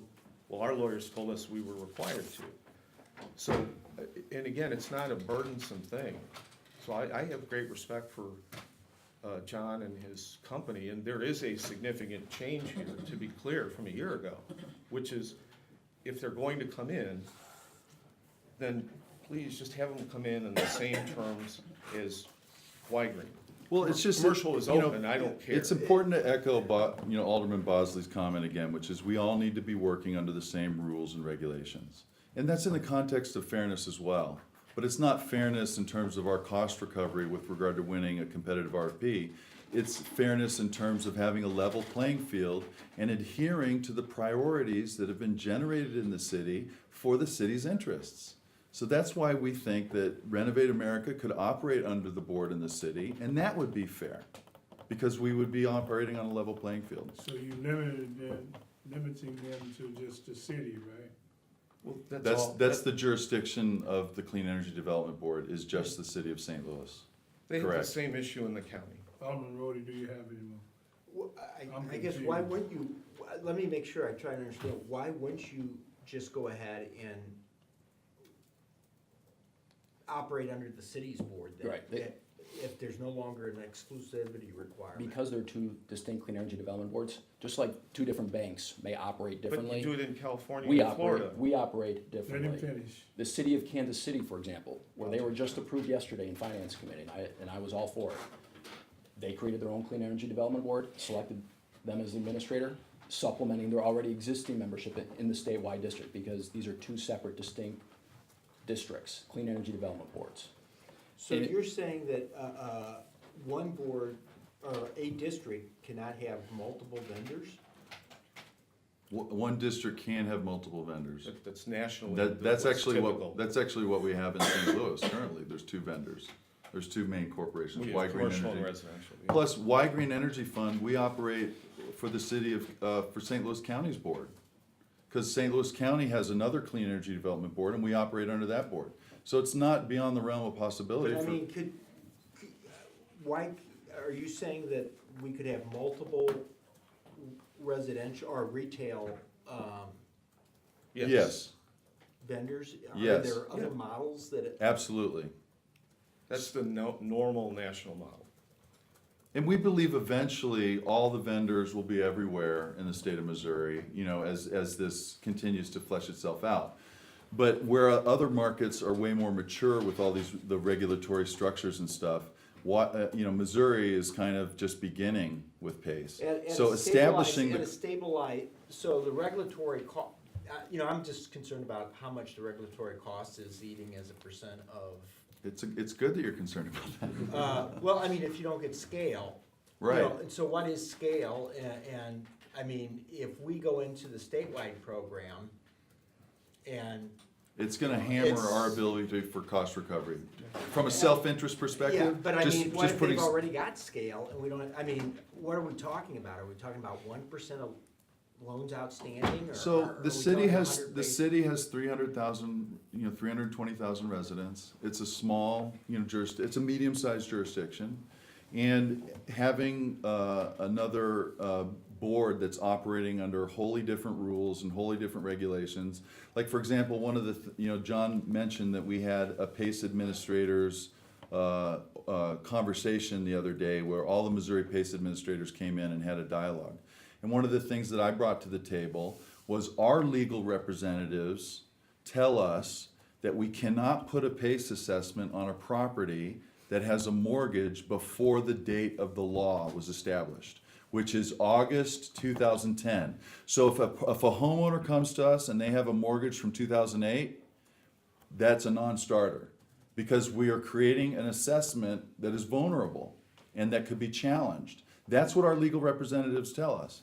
So that's the type of regulation that we want to make sure is applied universally, because if we don't apply that universally, I mean, at least by our lights, the way our attorneys are telling us, then that threatens potentially PACE throughout Missouri. So if one operator is operating under another set of rules, I mean, is that a limitation that Renovate has currently, John, do you know? So our rules, so we have bond count. The Missouri Clean Energy District, their bond council is local, St. Louis-based, Armstrong, they're the St. Louis group in Armstrong Teasdale.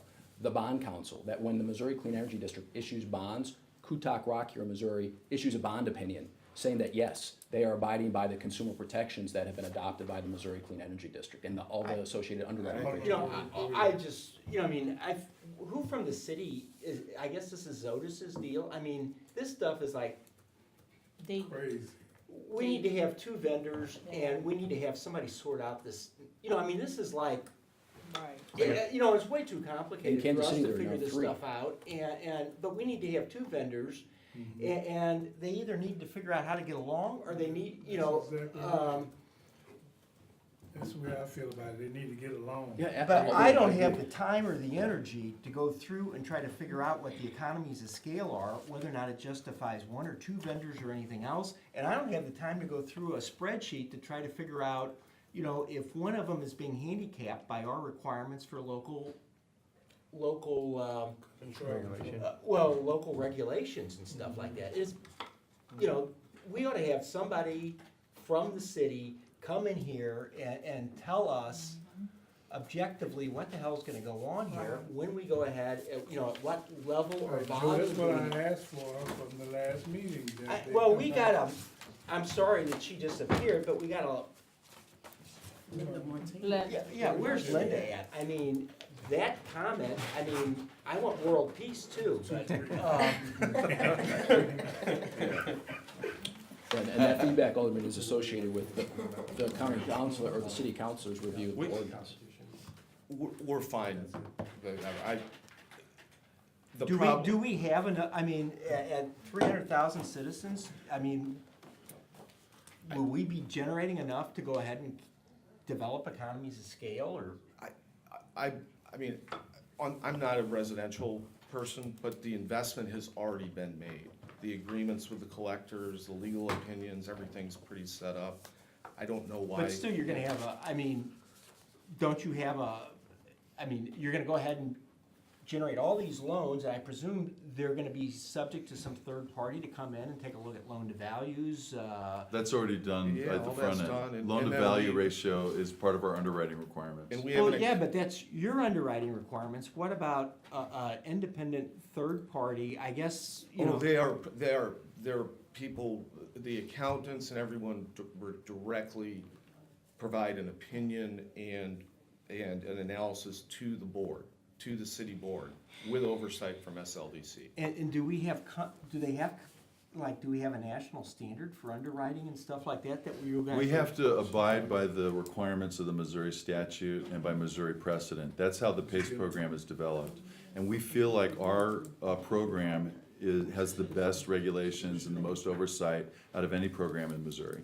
And we can back that up to you offline with all the different third-party accounting firms and stuff that have signed off on the way that we underwrite these projects. With the support of the city board. That's your underwriting, but you're not the board, though. That's your These personal. these entities have contractual relationships with the board. With Your the board. board, with the Your board, board. the city City's board. City board. Yeah. It's I mean, not- I did not know these board members. These board members are members of the community. They're experts. When we became involved, we did what they said. They approved everything. They are thoughtful. Yeah, there's They're an smart there's an people. Amarin seat, there's a Right, you there's a said Laclede that, seat. but I guess I'm like off Hold on, the Pam, road, I'm Pam, sorry. hold on. We gotta get some water here, this thing is getting wilder as we go. Now, we need some On the food. rodeo, are you finished? Yeah, I'm sorry. I'm just, I'm like where I was when we first had the hearing. It's like, I'm right back there too. Alderman Vollmer. Thank you, Mr. Chairman. I feel like I'm in my kitchen and I'm got the world's biggest onion in front of me. Every time one of you guys come and talk, there's another layer and another. The onion's growing as opposed to getting smaller with every conversation we're having here. I hear that costs are not being covered yet. It seems like everybody wants the business in the town. I mean, I've been in business for some time. You don't go in business to lose money. I do want to clarify, Yeah. we're okay if we are not the administrator. Well, I understand. I'm made a just commitment, trying but we're not to, making any I'm commitment. just trying to decipher what I hear. I mean, apparently with 320,000 people, there's money to be made here. I'm guessing that the commercial aspect of it is where you guys centered, and that's where most of the money is. I don't know, you're two national companies, correct? Yes. Is your interest commercial anywhere else, or, I Yes. mean, it Yes. seems, because maybe just in the conversations we've had here. Well, our residential program, although it's just began, is actually getting steam. Well, I Yeah. meant to John, it seems like John's, maybe it's just me, but their company was only interested in residential, am I wrong in The that? Renovate America is residential. In my role, Alderman, Yeah. is to advance PACE statewide. That's Okay, why, but- that's but what I'm- my But interest. your main thrust is, in other words, you're not making Cadillacs, you're making Buicks, which Yeah. are not many The more. Missouri Clean Energy District has commercial Okay. program, but Renovate America. Is only I'm representing Missouri Clean Energy District and their total Okay, so- offering. So but that's yes, your Renovate America is specialty? residential. Okay, that's all you do is residential. You guys do both, but, and now across the United States, you're residential and commercial everywhere you go? So Y-Green is one of the most successful residential PACE providers in the United States, along with Renovate America. 98% residential, 2% And commercial. further. But let me, Yeah, okay. but here, you chose to go commercial. We- And I think that's why we're sitting here. If you would, I'm not asking at the moment, I'm just deciphering what's going on here. You've had the chance to come in and do both, but and I hear you had to set up and all these things, but I'm guessing the big money is in the commercial aspect of this. The little money is what you're trying to pick up the crumbs and jump in. I understand it, probably, but, Alderman. and I'm thinking out loud. I don't wanna be like, don't treat me like my wife. Let me get a point across. So, and the question, I guess, for John right now, so you have no, as far as minority participation oversight, I mean, you have no regulations, you're not bound to do any of that in the state of Missouri, or are you? We have the administration agreement with the Missouri Clean Energy District absolutely stipulates But- all that criteria. But I'm guessing the city of St. Louis regulations are stiffer than the state regulations when it comes to oversight? We all abide by the Missouri State PACE Act, which was passed on a bipartisan basis in But, okay, then, 2010. do you gentlemen have a more stringent, is it the contract you have with There the are city? there are no minority requirements in the Missouri State Act, PACE Act, so I can unequivocally say that we've got one of the most successful inclusion initiatives in the entire nation. Okay. I can unequivocally say that. Due to the That the makeup- St. Louis yeah, program sure. innovates that. Due to the makeup of the city of St. Louis, I would think that'd be important to everyone here. Consumer protection laws were enacted by the Okay. board I based just- on guidance from law I wanna get firms. everything out in the open, because it's, so we have basically a residential company, you have a company that does both, that decided to do on this. I feel like when we came in, you started in May, because I think that's why this all started, because there was no residents being taken care of. Which those are the people who are most important to us, because those are the people we represent and who keep us in office. So, again, I'm at a loss as to if, and you're saying, both of you are saying, that in other states, your two companies actually do work under a board in, that what we're asking for does occur somewhere else. Correct. Is that correct? Well, so what's your example, Byron? Well, for example, there's several JPAs, Joint Powers Authorities, which are the counterpart to the Clean Energy Development Board in Missouri, where both Y-Green and Renovate operate in Golden those joint State, JPAs. LA County, it's Different pretty regulatory standard, yeah. structure. So there's multiple instances of singular PACE boards having Y-Green and Renovate operate under those boards' authority. Okay. So, I guess the big question I think that Joe had in his mind, and I hear, is why, is there a way to make that occur here?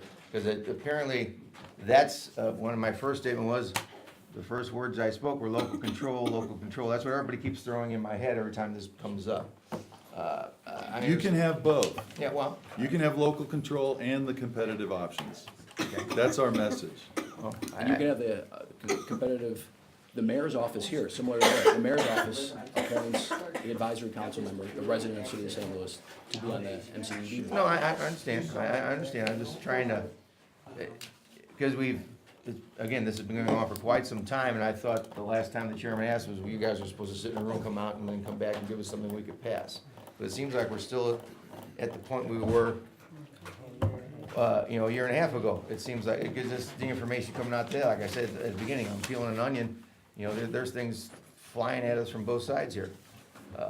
So, it's, we're not here, I want competition, I don't mind if a bar opens up down the street from my bar, all I was gonna do is make my bar look better. I've been doing it longer, I know what I'm doing. Both those bars have to operate under city Well, regulations. they do, though, state law, state liquor law, that liquor law, but you can cut prices and do what you want, there's all kinds of things going on, all But kinds you of don't want business. two state liquor commissions. No, you don't, and, I'm not, when you're counterpointing me, you think that I'm going one way or the other. Oh, no. I'm ready right now just to say, my head's gonna explode. I think Joe feels the same way, because I feel like we've gotten nowhere since all these meetings. That's right. And where is someone from SLDC, where is Otis today? Well, You know, Linda's right okay, behind all right. us, so I think she'll. So, I mean, everybody, yeah, it's easy to say them, as Joe said, you support multiple options, well, I support free beer on Sundays, but, Yeah, in Alderman, the Missouri Clean Energy District, just like the current program, we both are two separate clean energy development boards. City of Kansas City is members of 3 different clean energy development boards. We all operate under the Missouri PACE statute. Okay, John, Linda Martinez, will you take the hot seat, please?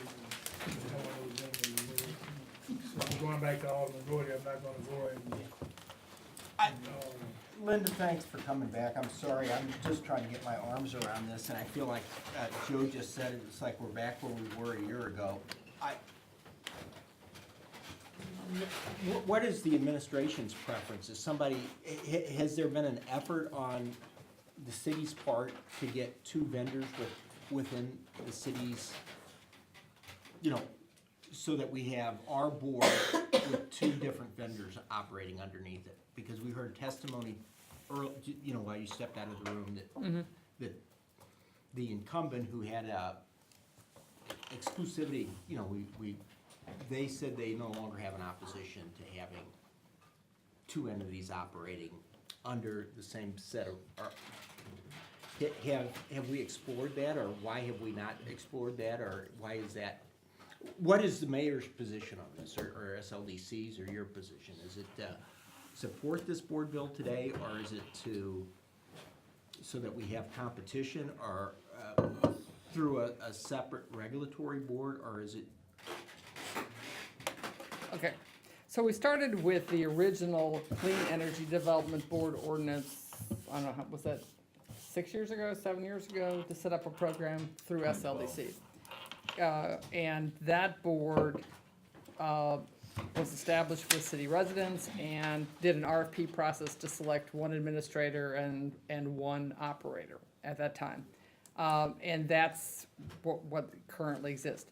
If you go back and read that ordinance, it talked about establishing a program, not the only program for the city of St. Louis. It's a very short ordinance, and there's a lot of of things that have happened to deal with requirements for, things that we all, know have to be done in terms of MBE, WBE, and in complying with all the other city rules with regard to participation, and so all those things were done inside of the program at SLDC, and it took a long time until the FHA really came on board to allow this kind of financing before the program really took effect and became operational in the city of St. Louis, or could become operational in the city of St. Louis. To the best of my knowledge, Clean Energy Development Board likes the things the way they are now. I don't think they have explored, and maybe they started this week, having a second, operator. Maybe that came up because of the fear of this bill, but I don't think that they've explored that before. Have they? Before this week? I think there's been conversations about that, John. I mean, we had a conference call recently about that, and. This week, right? This week. 4 months ago, we had a meeting, Yeah. Rockwood with those, saying, is this a better alternative? Yeah, I believe that this is Wait, the. wait. Because when I talked to Otis this week, it had never come up, Linda. so. Address your comments. Okay, I'm sorry. Alderman I apologize. Boney, and then But, we'll- but to the best of my You need to sit knowledge, somebody else in the seat, we'll sit somebody else down. so, it came up this week that I heard about it yesterday. That's the first time I heard about it from Otis, and he said it was based on a conversation from the day before. I apologize. So I don't think that option's been fully explored, but part of having a Clean Energy Development Board and its operators is how do they provide money? I mean, it's like a bank. How do you get access to capital in order to be able to make those loans? And so Renovate has an access to capital methodology through the Missouri Clean Energy Development Board and its opportunities. So it's like telling somebody that they have to have a bank loan from through a different company. So that they've done. I was under the impression that they were just these are basically collateralized obligations, aren't they? Right, but they have a syndication methodology that Renovate's done a couple $1 billion worth of. But I mean, what would stop them from pulling, just because they're originating loans under our development board, what would preclude them from? They'd have to get documents approved by multiple boards in order to take all the loans from Missouri and get them into a syndication. It's not saying that they can't do it, and but I'm just explaining that, telling them to use a different board changes their operating procedures in a way, so that Hazelwood doesn't have to have a different one, or Kirkwood doesn't have a different one. They can have all the same bond documents for one state. Have you talked to Gerard from our staff over here about this? I mean, he administered this stuff. Yeah, and for at Orange County. exactly, in Los Angeles, they had two different programs, exactly. And so why can't we do that here? I think that's what we're talking about here, is exactly the same thing. But the two of them were operating under a single regulatory authority. Yeah, that exists in multiple instances. At least that's what somebody said earlier, Okay. not that I know firsthand. I don't know. Yeah, our bond offering has nothing to do with White Green, and we do it separately, just like the 30-minute residential did. So as far as I know, SLDC, maybe they have started talking about it, but the first time I heard about it was yesterday. I mean, when we had a conversation with Otis a week. As our arbitrator in this discussion that none of us know very much about, have you gone and done a item-by-item checklist of our regulatory environment compared to the statewide program, particularly with regard to issues like minority participation and other requirements like that?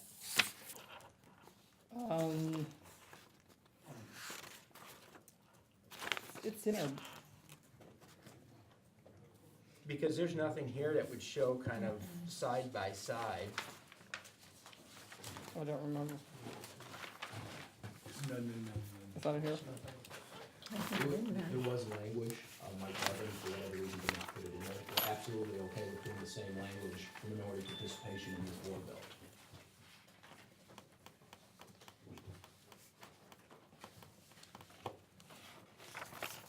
I have not done a comparison between the Clean Energy Development Board documents and this board bill. We would very much welcome a comparison of the regulatory environment of the two boards. Well, I mean, we got 60, 70, 80 cities in the state of Missouri that, you know, are all operating under this But, one. yeah, I know. I get it, I mean, I understand. See, No, I have not there's done gonna it. be, you know, there's a compliance cost to all this stuff, you know, and again, I'm sitting out here on the outside, not knowing very much about how these things work, but I'm just sitting there thinking to myself that, you know, if you have two different programs and one doesn't have minority participation or hiring requirements or training and stuff like that, which aren't gonna be very important to people in, you know, Greene County, Missouri, but you have another one that is, and they're gonna have to cover all those costs, they're gonna be at a significant disadvantage when it comes out to doing loan origination and compliance and so forth, aren't they? I mean, am I missing something, or? I think they welcome any company to come and sign up to become qualified to offer both, and be able to offer both programs. So I mean, if you participate as a contractor in the, you know, Set the Pace program, you can also participate in the HERO program. It's like offering two different bank loans. It's, you know, like, how do you get the best financing? It's not, the contractor who talks to the homeowner will most likely offer both programs, and whoever, and have them, the applications go to, you know, one or the other, or both, wherever the best interest rate is. Can I just offer a little clarity? I would ask that the participants please speak when the alderman is asking the question of Joe Rody, not blurt out, and not ask Linda any question until Alderman Rody is finished. Well, I guess I'm kind of confused by this. So they need, so you're gonna have, So I'm a homeowner and I need a new air conditioning system, and I call up a contractor and so the contractor shows comes and up. says, you know, you can buy it for $5,000. You know, the Set the Pace program, we can apply through there, and their current rates are X, and here's the application for that. The Renovate America program, you know, here, their rates are Y, and we can apply there, and I can see all, that's how the competition occurs. It's at the homeowner saying, or you can go to your bank and get it. Where does the minority participation kick in then? I think that minority participation kicks into, you know, if you having people be trained and be able to serve, you know, there's nobody dictating to a homeowner who they choose to be their contractor.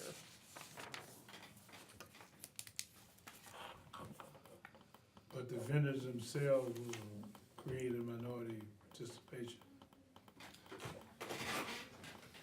So, We want to get as many vendors, and I think when we had the first long hearing, there were, you know, the Lennox dealers, the minority and the women-owned businesses that came and said, I want to have, so I can, when I put my ads out, say, I can offer you, PACE financing, access to all this, if they become, obviously if they call PACE directly, or if they call Renovate America directly, they're gonna have a list of qualified vendors, but it's getting as many small businesses started and with tools so that they can be the one that sells to the homeowner. I guess I just don't understand where it'd be nice, are you saying that both of the contractors via this ordinance will be subject to the same minority participation requirements and the same regulatory environment? I apologize, I don't know what the Clean Energy Development Board requires, because a homeowner makes the decision as to who they're going to use as a vendor. Can I provide a little clarity on that topic? Again, I ask you to, Okay. I don't know. Yeah, I think that's an important consideration for us, is to make sure that both companies are subject to the same regulatory environment and. Well, I think, and I would assume that they are, because Y Green operates in California and Renovate America operates in California, and they don't have separate documents for Missouri. They have consumer But- protection laws No, that but apply no, across we're the. talking about. Well, I think we ought to go ahead and do a set. I'm just kind of confused Yeah. about the whole minority participation thing and the regulatory environment. I mean, there is cost for compliance, and if, you know, if the two environments are identical, then I'm fine with welcoming a second vendor vis-a-vis this. Otherwise, I'd be curious to see, Gerard has firsthand experience in this stuff. I would He'd like. be good, yeah, he'd be a good person to talk to. You finish on Yeah, I'm still kind of back where I the, was a year ago, though. Alderman Vollmer. Thank you, Mr. Chairman. So Linda, so how this is set up is so you call Hoffman Brothers, you call whoever, and they show up at your house, and if they're not set up with PACE, there's you'll never know about it. It's correct, unless you're somebody who's heard about it. So you have to offer, both of these companies have to offer programs to train vendors, and that's where the participation comes in, so they'll have enough people that can then do it, so the homeowner can decide.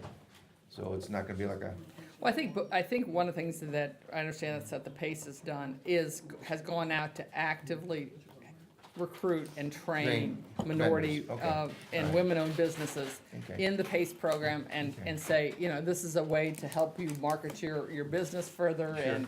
and get more and more and more people qualified Sure. and have the opportunity to. but, in this, the And it is an overhead to go to Yeah, I- Alderman Rhodes' sure. point of Yeah. view. And Yeah, the committee substitute doesn't offer I any would of have a lot that in of here. confidence in whatever Gerard suggested to us, Yeah. because I think he is. I think that the sponsors of the committee substitute would need to put that in there and see if this is, again, competition is fine, a level playing field makes competition better.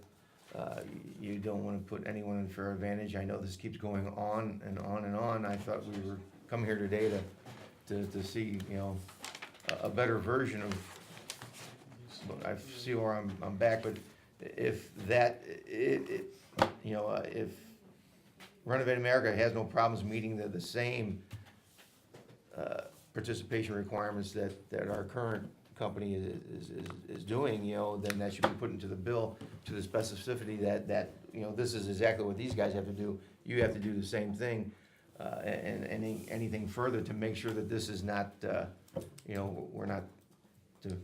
That seems entirely reasonable. Now, Well, the other. To quote his famous relative, that throw the baby out with the bathwater. I think that's entirely reasonable. To add that Alderwoman in. Gracia. It's a rare occasion, but I agree with the caucus of Joes. We're bending your way, see? You have any questions? No. Alderman Bosley. I think when we're making decisions like this, it's good for all parties to be involved. Like, I think there should have been a representative from SLDC. I know we had them here a few times before, but, you know, no disrespect. I know their questions, we all have our expertise in things, so their questions that, you know, we should be able to ask and go back and forth with SLDC on. We keep bringing them up and bringing up Otis Williams, but he isn't here. And I bringing up, apologize. from, you know, what the city recommends as far as the part of the city which develops, which is SLDC. The fact that they've been brought up numerous times and on a part of the conversation, and we're supposed to be making a decision on this based on all parties working together, you know, it shows once again that we aren't really all collectively working together to see what we can do to make sure this program works out in the future, which is where I think we should be looking 2 or 3 years from now, not right this second. Like, where do we see all of this going a year and a half from now? How many residents, you know, could we have potentially have upgraded their homes? And what problems could exist with both companies operating under the current board bill in a year and a half from now, opposed to, you know, just today, based on, I guess, the business aspect of everything. So I would just, once again, we all just need to kind of work a little bit more collectively. And I think the company's just kinda we gotta interconnect. Well, just to follow up on that, if you don't mind, about what we have been doing, we had a meeting with St. Louis Development Corporation, the mayor's office, and Renovate America a week and a half ago, and talked about this exact point, that we really wanted to make sure that the programs were coordinated. So as the bill talks about, providing reports, the amendment was provide the reports to St. Louis Development Corporation so that the Clean Energy Development Board had information about both the Renovate America program and how they were doing on all aspects, and about the program that the Y-Green program was also, Set the Pace program we were doing. So they would have similar reports, that there would be coordination with the vendors, so that if somebody was approved with one program, how do we make sure they're approved to offer both programs? And how do we get reports, as John mentioned earlier, at this Clean Energy Development Board from both Y-Green and from Renovate America at that meeting? And so we talked about that with the Renovate America folks. Then St. Louis Development Corporation set a meeting so that everybody could meet together for Monday of this week, because that was exactly what you're talking about. It was exactly what the goal was, is to make sure that their programs were coordinated, aligned, standards were consistent. Unfortunately, that meeting got canceled due to a family emergency. So that's what St. Louis Development Corporation was working to have, that coordination and that thoughtful, collaboration, and working with the minority and women-owned business section of St. Louis Development Corporation, who's going out and helping to actively, recruit contractors and business people across the entire community for all different kinds of jobs, and getting people certified and things like that. And maybe that's something we should relook at, as far as getting that conversation together. We all can't predict what happens with family emergencies, but given the opportunity, given the fact that it was set up for this Monday, we should be able to set it up again. That's our entire and, plan. I'm newly elected, so they've been here saying they seen the same thing from a year ago. And I saw the board bill when we first initially started it, and we're still talking about the same things. We can go back and look at on the minutes from the first day.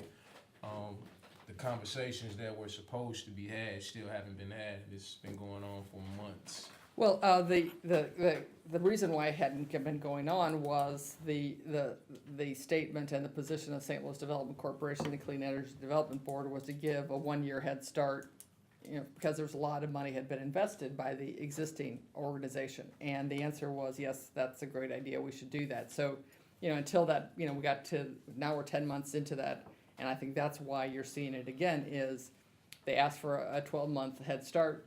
And so now it's the time for collaboration and working together, because we're coming to the end of that 12-month head start period. We're starting off with a rocky road for collaboration. Well, it was just, like I said, nobody had a problem with collaboration, and the meeting was set up in order to do that. So and as Mr. Maslowski also said, the PACE administrators for the entire state had a meeting for 5 hours on Tuesday, and we're all working together and talking about how to move the program forward. And as far as I know, they're both operating under the California consumer protection laws, which I think is great for our community, to make sure that people don't get in over their head, as Alderwoman was saying, so people aren't getting loans that they can't afford. And so having those kinds of things, we've actually even talked about at the meeting whether or not we should suggest to the Missouri State Legislature that they adopt the same laws that California has in terms of consumer protection. Who knows what the federal government's gonna do with the Consumer Finance Protection Board, they're not, waiting on that. exactly, let's not wait on that, but because they have programs across the country, and they have to operate in California, which has this higher standard for consumer protection, we're gonna get the benefit of that in Missouri from both programs. So, The chairman asked me to sit in for a second. Alderwoman Boyd, was that, I'm sorry, I kind of lost track. I thought that was Alderman Bosley, so I believe it's your turn at this point. The only question that I have, I hear all the conversations and Gerard's name keeps coming up, and I agree with all the alder people at the table. But I guess my question, the big question is, nobody connected with the sponsor of this bill to make sure that the right hand knows what the left hand doing? Because it seems like it's some disconnect somewhere, and then Alderman Rhodey brought up a lot of questions that it seems like people hadn't thought about, you know what I'm saying? And so, it's like the left hand's doing one thing, the right hand's doing something else. You said they canceled a meeting Monday, the bill came up today, but nobody's communicated in regards to the bill that's at the table.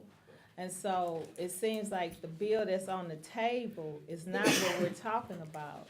We're going in a whole nother direction now, so now, that's my question, you know.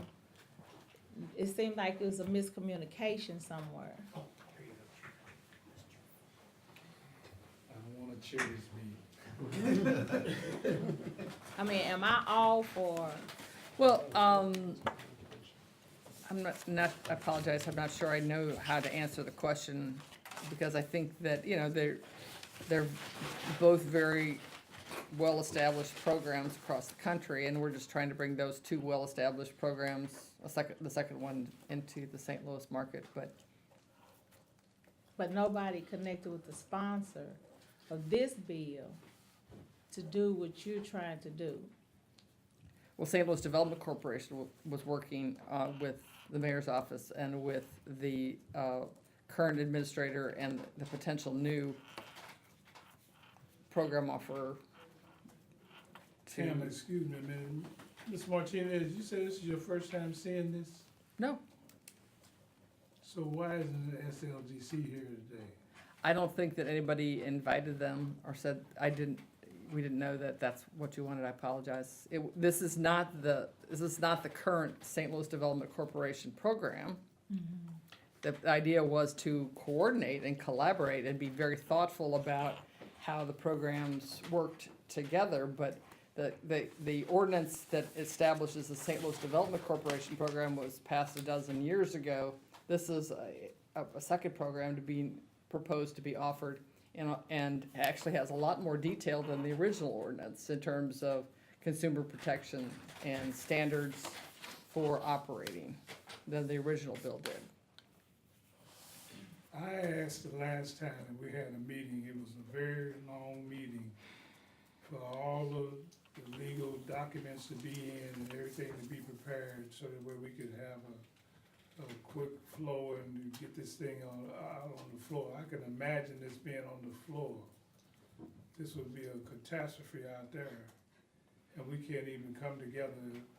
And I'd like to see a committee substitute where both parties will agree on the same rules and regulations of minority participation, and all the rules and regulations that we're doing it the same, and have two vendors. I don't wanna see a monopoly. And I want that done, otherwise I'm gonna just throw the whole thing out. As an Because entirely, this is a lot of waste of time. We've had so many meetings on this issue, we can't come together and collaborate together as one unit, having two vendors. I don't see anything wrong with that. And I want SLDC to be here. And I hate to call another meeting, because we might not have a quorum, because we're basically kind of fed up with this. This is not right. And I'm gonna ask each one of my committee members to elaborate, and then we're gonna shut this down.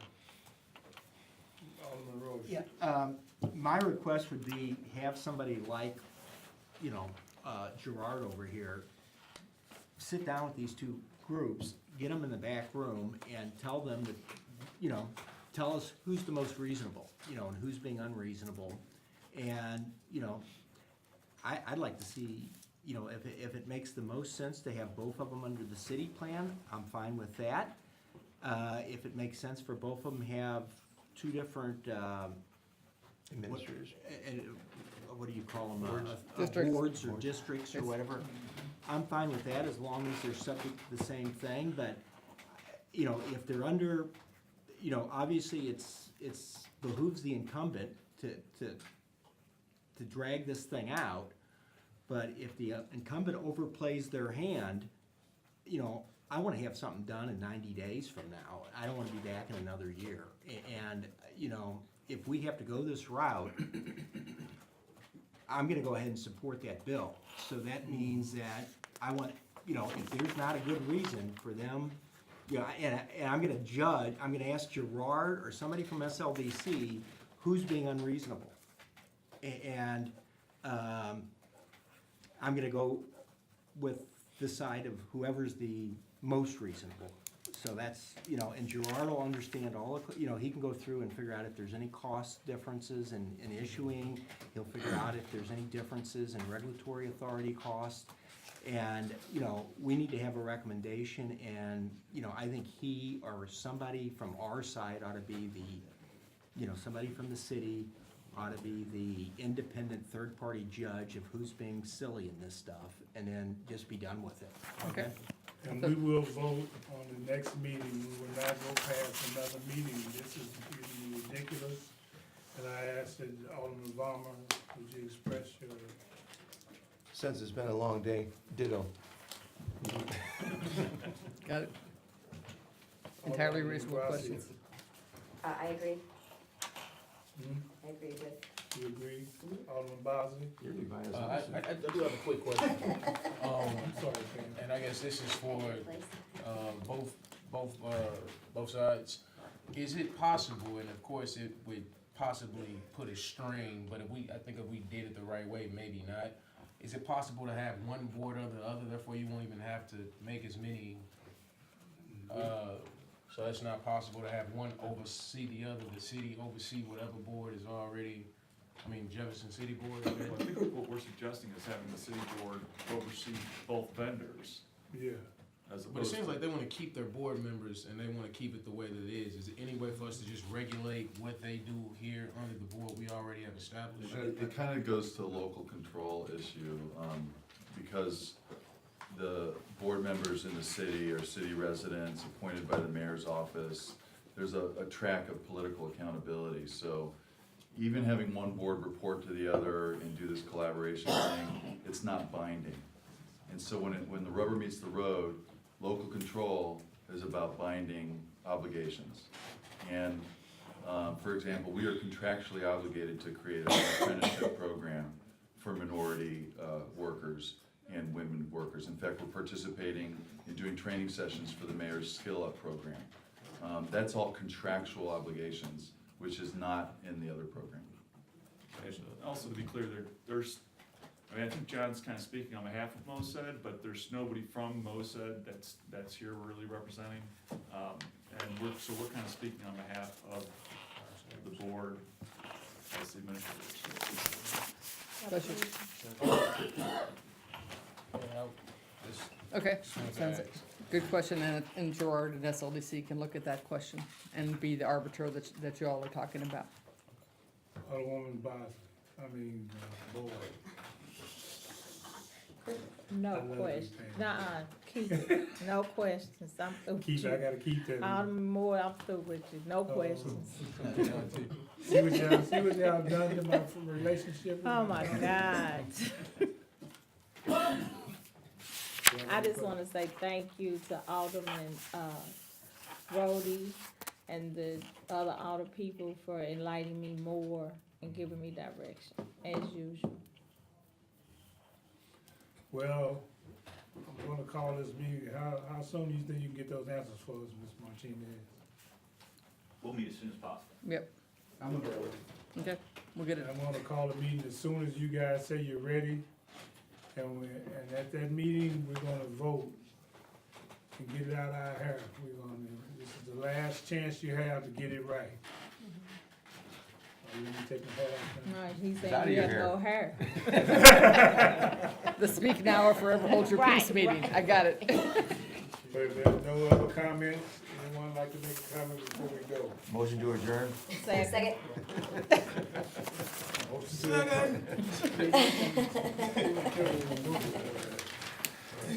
Thanks for your We will not patience. be back.